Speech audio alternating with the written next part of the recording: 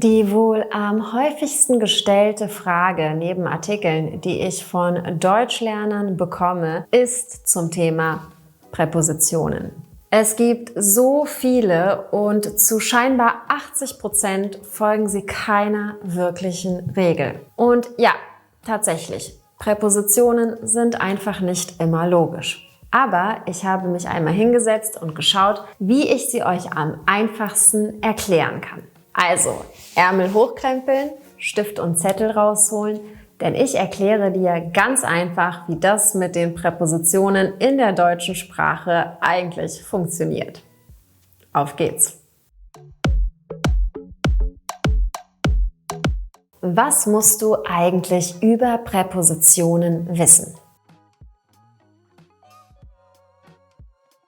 Zunächst einmal allgemein. Präpositionen sind sogenannte Verhältniswörter. Sie zeigen auf, wie zwei oder mehrere Sachen zueinander stehen. Präpositionen sind zwar kurze Wörtchen, haben damit aber eine wichtige Bedeutung. Denn wenn du dich zum Beispiel mit jemandem verabredest und ihr einen Treffpunkt ausmacht, macht es einen großen Unterschied, ob ihr euch vor dem, hinter dem oder im Café trefft. Die Grundregel für die Position von Präpositionen ist dabei, dass sie in den meisten Fällen vor dem Bezugswort stehen. Das Bezugswort kann ein Nomen, aber auch ein Pronomen sein. Beispiel: Ich stehe neben dem Haus. Dem Haus, das ist ein Nomen. Ich stehe neben dir. Dir ist ein Pronomen.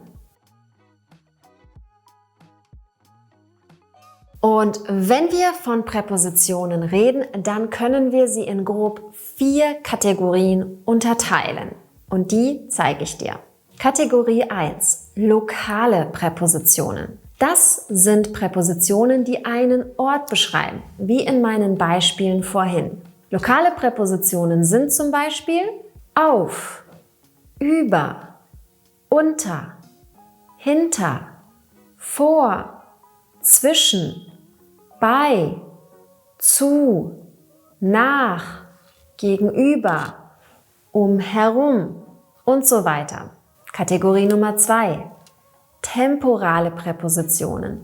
Sie beschreiben eine Zeitangabe.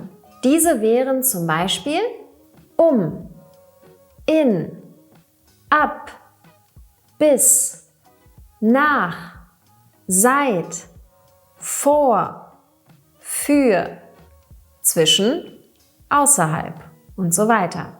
Zum Beispiel, ich komme um 10 Uhr. Zeitangabe. Kategorie 3: Modale Präpositionen. Sie beschreiben die Art und Weise, also wie etwas ist. Zu diesen Präpositionen gehören mit, zu, ohne, für, aus, außer, in und so weiter. Wie zum Beispiel im Satz: Ich fahre mit dem Fahrrad zur Schule.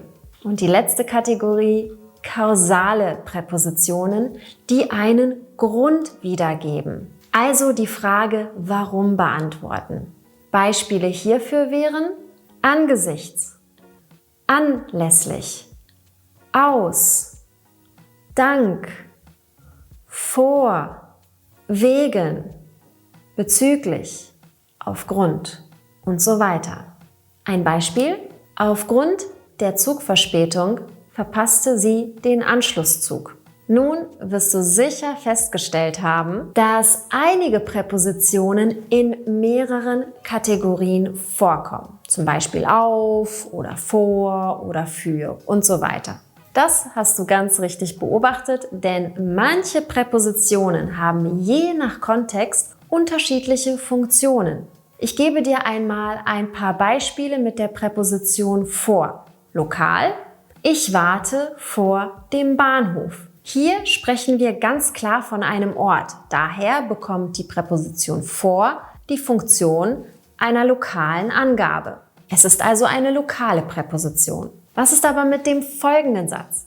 Ich bin vor 2 Stunden nach Hause gekommen. Hier steht eine Zeitangabe, 2 Stunden. Daher bekommt die Präposition vor eine temporale Qualität. Und was ist mit diesem Beispiel? Vor lauter Schreck habe ich das Glas fallen lassen.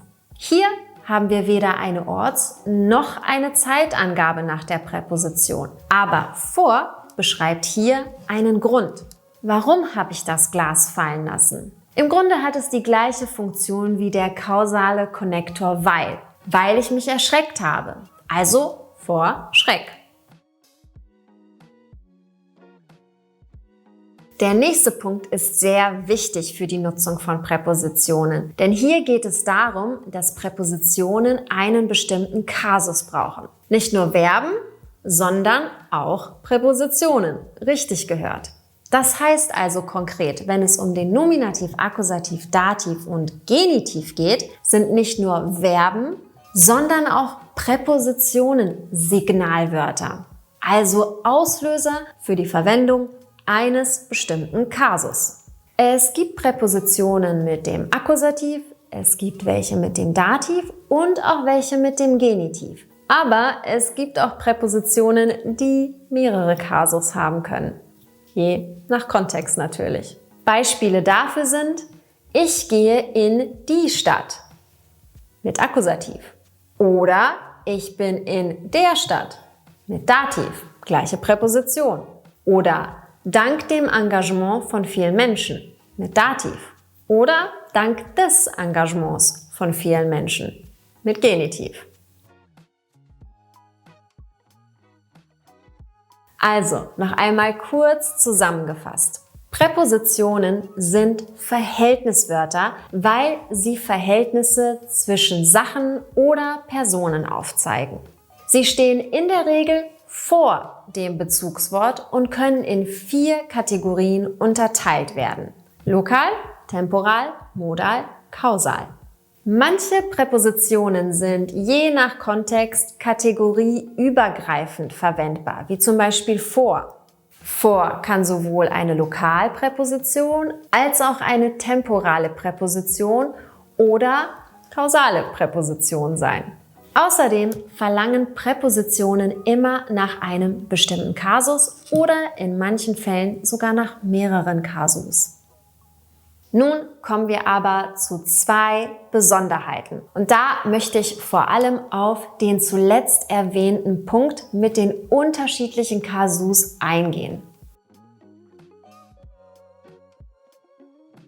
Die erste Besonderheit betrifft nämlich die lokalen Präpositionen in, an, auf, über, unter, hinter, vor, neben, zwischen. Diese Präpositionen sind speziell, weil sie auch noch in eine andere Kategorie fallen. Sie gehören nämlich zu den sogenannten Wechselpräpositionen. Wechselpräpositionen, weil sie je nach Kontext zwischen Akkusativ und Dativ wechseln. Wird im Satz mit der Wechselpräposition nämlich eine Bewegung in eine Richtung ausgedrückt, so folgt der Akkusativ. Zum Beispiel: Ich gehe in die Stadt. Oder ich laufe auf die Wiese. Oder ich springe vor die Tür. Wenn wir damit aber keine Bewegung beschreiben, dann folgt nach den Wechselpräpositionen der Dativ. Also ich bin in der Stadt, ich liege auf der Wiese, ich stehe vor der Tür. Es ist wichtig, dass du diese Präpositionen und die Grammatik dahinter verstehst.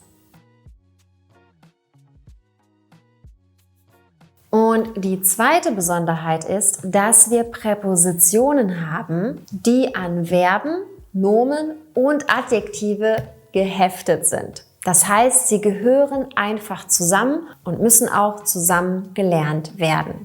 Zum Beispiel Verben mit Präpositionen: sich freuen auf, sich ärgern über, sich konzentrieren auf, sich kümmern um und viele, viele mehr. Hier auch noch ein paar Beispiele für Adjektive mit Präpositionen.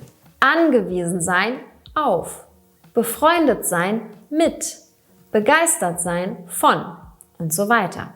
Und damit das auch vollständig ist, auch noch ein paar Beispiele für Nomen mit Präpositionen.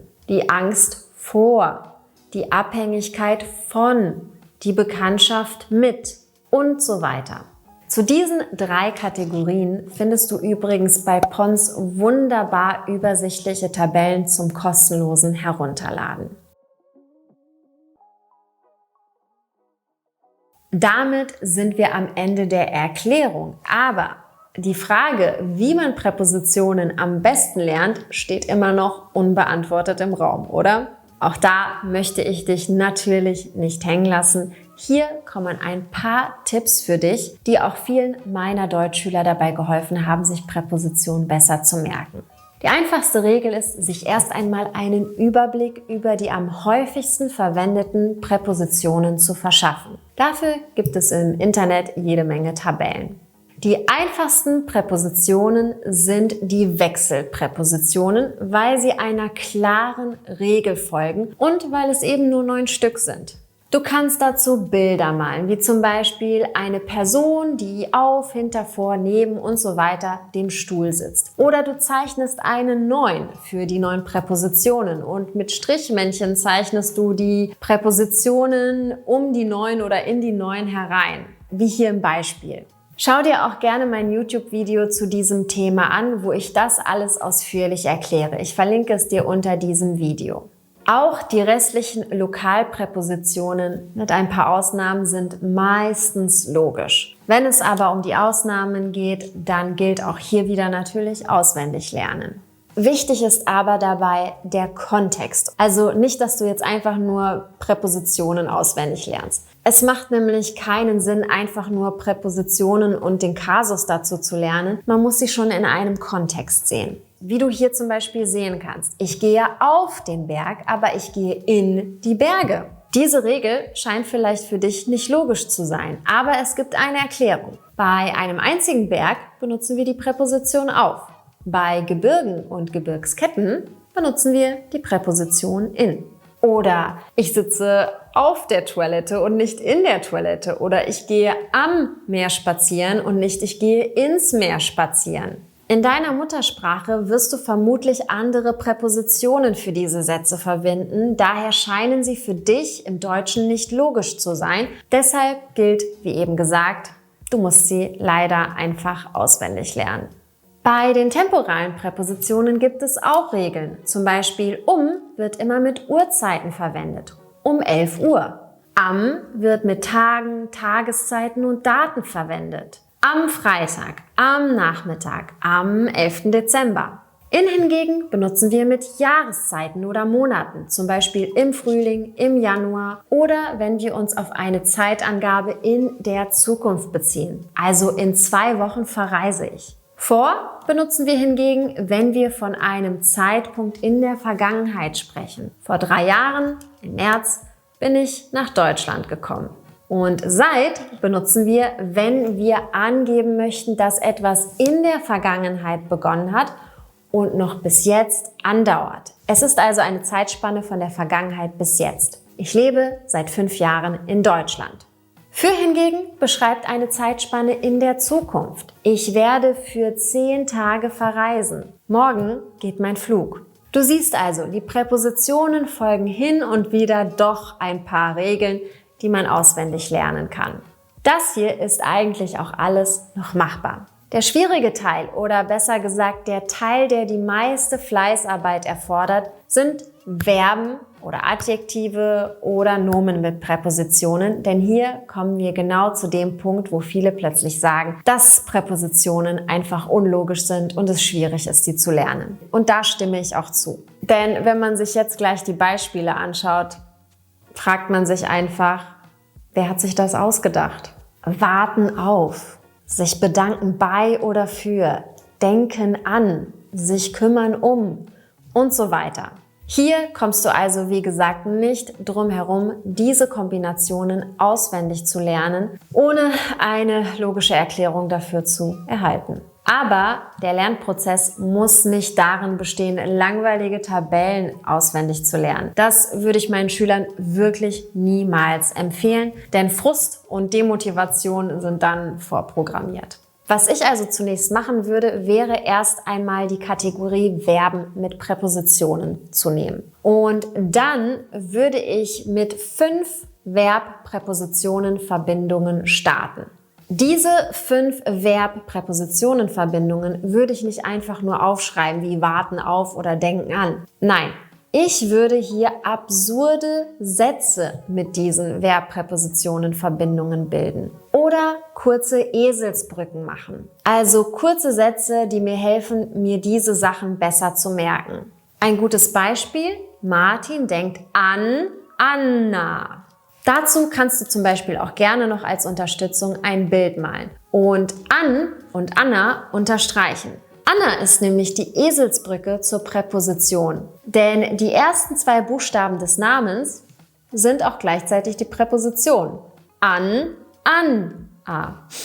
Du kannst aber auch kleine Kurzgeschichten oder Reime schreiben und diese auswendig lernen. Wenn du aber das Gefühl hast, dass dein Deutsch noch nicht gut genug dafür ist, benutze einfach ChatGPT. Du kannst die Anweisungen auch in deine Muttersprache eintragen. Bei ChatGPT kannst du einfach eingeben: Ich lerne gerade Deutsch als Fremdsprache und muss mir die Verben mit Präpositionen merken. Schreibe bitte eine kurze, kreative, lustige Geschichte oder ein kurzes Gedicht mit 4 bis 5 Zeilen, in der die folgenden Verb-Präpositionen-Verbindungen erscheinen.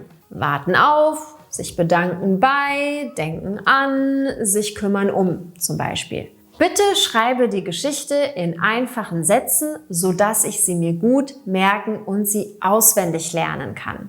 ChatGPT gibt dir dann einen kurzen Text. Je verrückter und absurder die Geschichte oder das Gedicht ist, umso besser kannst du es dir am Ende merken. Sage dir dann diesen Text im Laufe des Tages immer wieder auf wie ein Mantra. Mach das gerne auch mehrere Tage hintereinander, nur mit dieser einen Geschichte bzw. mit diesem einen Gedicht. Du wirst sehen, wenn das einmal im Kopf ist, wirst du es nie wieder vergessen. So, das Video war jetzt länger als gedacht, aber ich hoffe sehr, dass es dir geholfen hat. Wenn ja, dann würde ich mich sehr darüber freuen, wenn du das Video likest, meinen Kanal abonnierst und die Benachrichtigungen aktivierst, damit du keins meiner Videos verpasst. Ich freue mich. Bis zum nächsten Mal.